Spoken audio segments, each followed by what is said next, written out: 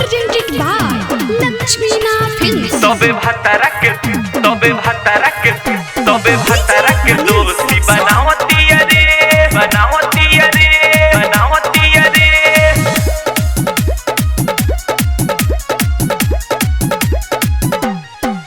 नहीं भतारा के जतरा बनावती रे देखी केहू के न मुहवा छुपावती रे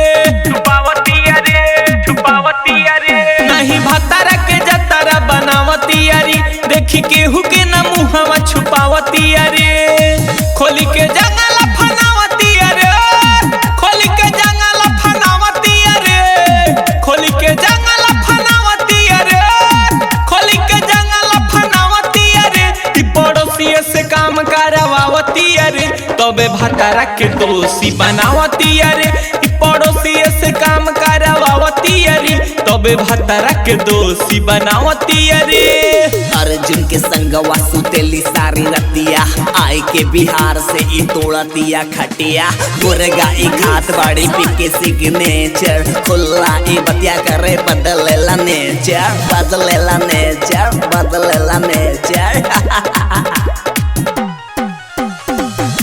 भतारा के पूछे ना पड़ोसी पमारेले इज्जत के लाज ना पा केहू से ना डरेले भतारा के पूछे ना पड़ोसी पमारेले इज्जत के लाज ना पा केहू से ना डरेले पेन्ही के लहंगा देखावती रे पेन्ही के लहंगा देखावती रे पेन्ही के लहंगा देखावती रे पेन्ही के लहंगा देखावती रे पड़ोसी से काम करवावती रे तबे भतारा के दोषी बनावती रे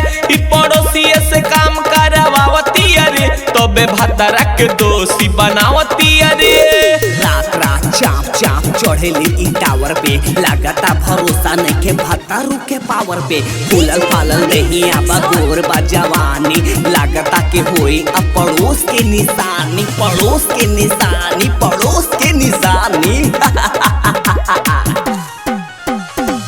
सने ही सिकंदर संगे जाले मार्केट हो और अर्जुन चौहान के ना देत बिया डेट हो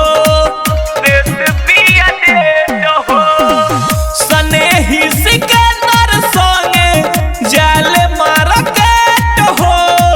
व्यास प्रेमनाथ के ना देत बिया डेट हो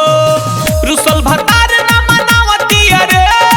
रुसल भतार ना मनावती रे